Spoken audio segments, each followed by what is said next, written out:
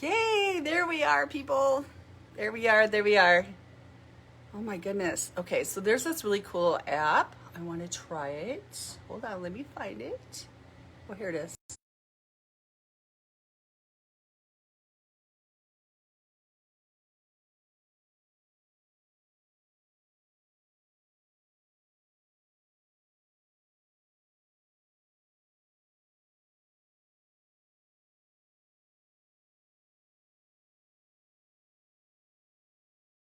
The store, and I hear this. There's just a lot of commotion. It's getting really loud, and I'm like, oh my gosh. And this guy is just yelling at his kids, and he's just being so rude. And it was everything I could do to bite my tongue and not say anything to this guy. Because I'm like, I look over, he's in a wheelchair, he's a great big guy, there's like seriously 5 kids, and he yelled at one of them to stop, go, what do you think you're doing, and can't you pay attention, why aren't you listening? And I'm like, whoa. And the aisles are really narrow anyway, and I felt so bad for these kids. I know, because I've been there. Like, my parents were just awful when we were younger. That's a whole story for another day. I'm just sticking to the story. So anyway, I'm in an aisle looking, towards the shoes this way. They're over here off on the side, and then they go around the corner. They go around the other side of the aisle that I'm on, and they come around. And now I had seen the kid that he was yelling at had actually put his head way down, like almost to the floor, just shaking his head. Like, you could tell this kid was seriously embarrassed or feeling hurt, whatever the case may be, but I could feel him and my heart just hurt. And so anyway, another boy had pushed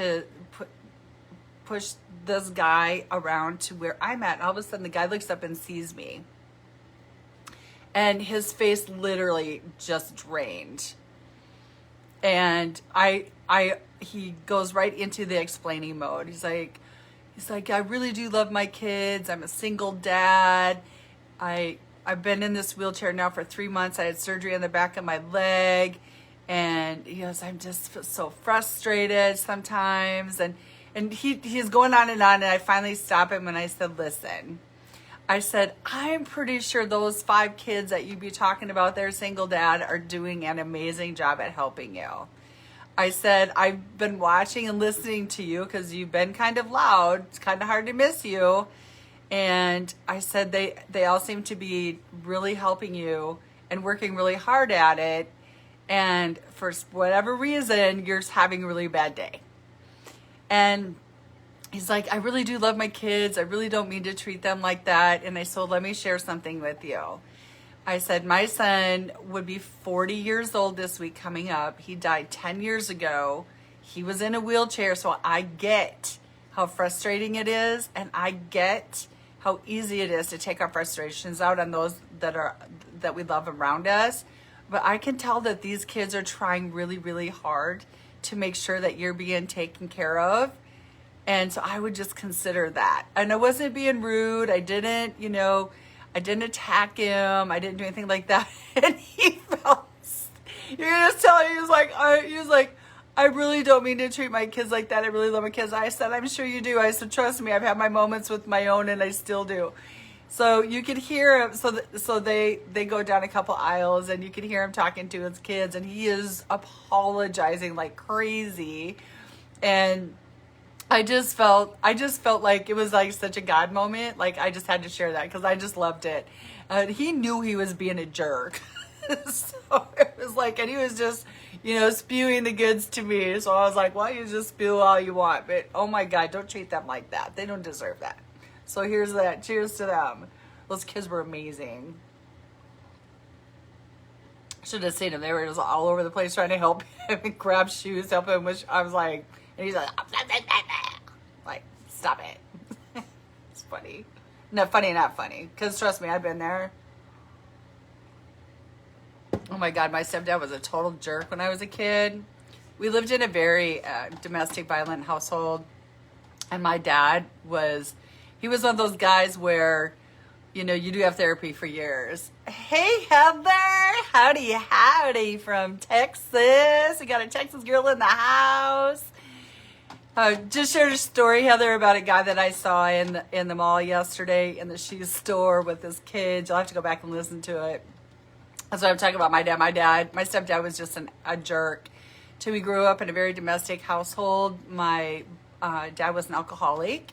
And it wasn't until years later when I went to treatment myself that I learned to forgive and, found out that hurting people hurt people. And my dad was very, very sick.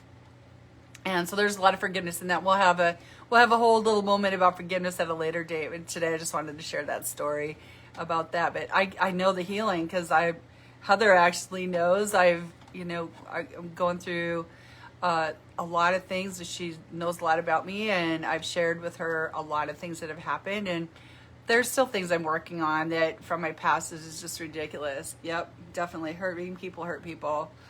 And so it's just something that, when you become aware of it, you work on it, and there really is no excuse to, especially treat people really horribly. I used to be that person. I took no grief from anybody, and there was this wall, like there was no way. I was hurt enough when I was a kid, and so I knew how to build those. I was a survivor and a thriver in a very violent household. So trust me when I tell you, when you become aware, you learn to do things a whole lot differently.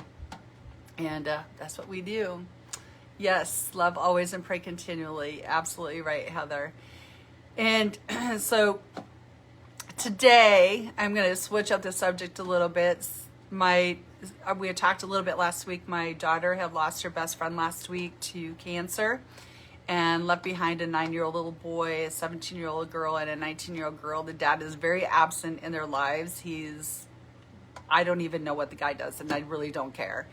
I just know that there are 3 kids, well, 1 adult basically, and 2 kids and aunts that have stepped in and are helping them all get through this period of time. And my daughter was over there all the time and had stayed away from her other friends to make sure that she didn't bring COVID or anything like that in with her best friend and that family. And so since she's passed away, it's been really different around here too, because now she's home a lot. And I love that she is, but it is really, it is a whole different thing, because during this whole time of COVID, which could have been a really downfall, it was a really big blessing for my daughter and this family. I'm so proud of her for helping them get through their difficult time and helping this beautiful young lady get through her radiation, chemo treatments, and just everyday things, going shopping, that sort of thing. They would go get their nails done, together all the time to have a little pamper me time. And so my daughter finally did some me time herself this week. She got her nails done. She had a little cancer, little ribbon on her fingernail. It was so cute. She went yesterday, got her hair cut. I mean, literally lopped it off. Got this beautiful color in it, and some bangs, and she looks absolutely adorable as always. And I can brag on her. She's my daughter. And in the process, my son that passed away 10 years ago, his anniversary is March 9th, and he would have been 40 years old on March 10th. It's like, what? So every year we do a remembrance party. Jesse used to hang out at this little dive bar down the street from us called the Sports Page. And so my daughter started setting that up, and I had said, why are we doing it during the week? I said, I get it that you want to do it on the anniversary, but why don't we do it on a Saturday when we can, more people can show up? And so it turned out that her other best friend took it over. And so our party is tonight at 5 o'clock down at the Sports Page here in Bloomington, and any and all are welcome in remembrance of my son. He was just such a beautiful soul. And I remember times I was really mean to him too. He would make me so dang mad, and I would just like up in his face, and I guess there's just those moments where I'm like, how do I get through to you to get yourself to get well, like do something different. My son was very sick for a really long time, and we had some challenges. I'm not claiming to be the world's best mom, believe me when I tell you that, because that kid and I, we would go round and round, but at the same time that kid taught me so much, and he taught me how to step up, grow up, be up, and And there was anything in the world I wouldn't do for him. And he definitely would do everything for me. And I just absolutely loved him. So today we're having a remembrance party for him. I'm so excited about it. There are tapes and DVDs that are going to be played I haven't seen for years. And so I'm going to have to make sure I bring a box of Kleenex. That's all I can say. There's going to be a lot of that going on today. And then to pivot on another subject. So this is how life goes. It's up, it's down, it's up, it's down, it's up and down. And we don't know, when or how anything, happens. It is what it is. And it's how we get through those days and get to the next moment. And some days it is 1 minute at a time. And 1 minute turns into two turns into five turns into 10. Next thing you know, an hour goes by. Thanks, Ed. So, and then an hour goes by, and then it's 24 hours later. So you can absolutely say with conviction that you made it through a day. And it really is one day at a time. So not only today are we celebrating a remembrance party for my son, but today is the first day in, gosh, I don't know how long. It's been a couple months that I get to go see my mom. And I'm not sure if it's in person yet or if it's through window, but at that point I really don't care. I just want to go see her. I get to, gratefully for me, I get to live stream with her, or oh my gosh, FaceTime with her. So I get to see her at least twice a week, at least through video. And so we have little chats. Well, actually I do the talking, she can't talk. And so today I get to see her. So right after this, I'll be taking off going to see her. And then I'll still be on my hunt for a new pair of tennis shoes. Or kicks or runners, or whatever y'all call them. Okay, I live in Minneapolis. We call them tennis shoes. I'm a Midwest girl. So there's that. So I'm really excited to see her, and their beauty shop is finally opening too, so she can finally go in. I have never seen my mom. Oh, thank you. Thank you, Ding. It's so great to see you. For some reason, I'm not getting my, let's see. Oh, there we go. Now I can see you guys. Oh, thank you. And so, their beauty shop is opening up finally. So now she can go get her hair done. But they've had her hair, her hair's grown a little bit. It's completely white now. Oh my God, my mom would seriously lose her mind. My mom has dyed her hair for years. And they got her hair back in this little tiny ponytail back here. I'm like, my mom could talk, and if my mom could do her own hair, that would not be happening. Not happening. So I'm like, so I can't touch her yet though. Otherwise I'd go in, I'd help her out. So anyway, that's happening. So there's some really, really great things that happen in all this. Even though there can be some really challenging times, there still are good times. And every day, it's my mantra, life does begin again. And that happened when I just shared with you that my son will have died 10 years ago this week, but we're having a celebration party today. And I had to find a way to get through that. And I was connected with a really great company. I have a super amazing culture of friends that really inspired me, uplifted me. And I'm still in that company. I'm still with that group of people.